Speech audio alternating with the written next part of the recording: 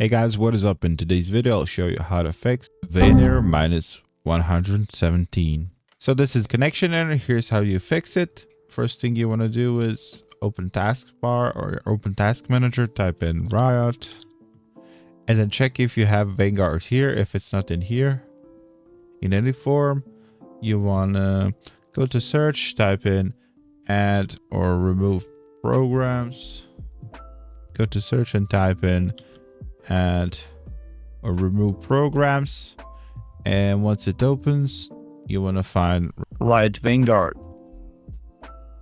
You want to click on three dots, click on install, allow it, click yes, and it will uninstall Vanguard. After you uninstall Vanguard, You want to close out of this, open Riot client again. once the client opens, you want to go to League of Legends and then click update, and it will install Vanguard again.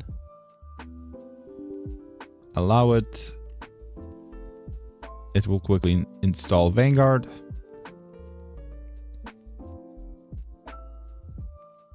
After you're done, you don't want to try the game again. It says now your game requires a restart. You don't want to do that. You want to exit out of this.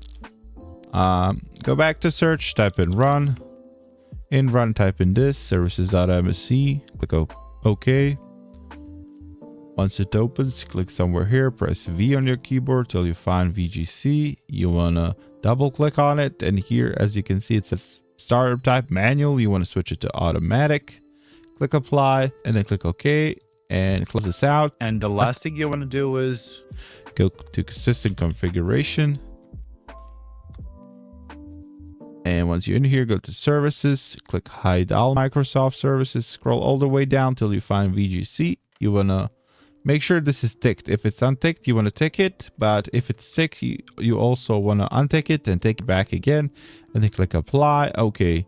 And it will ask you to restart your PC, and after you restart your PC, your League of Legends should work properly, and the Vanir should be gone for good, and everything should work properly.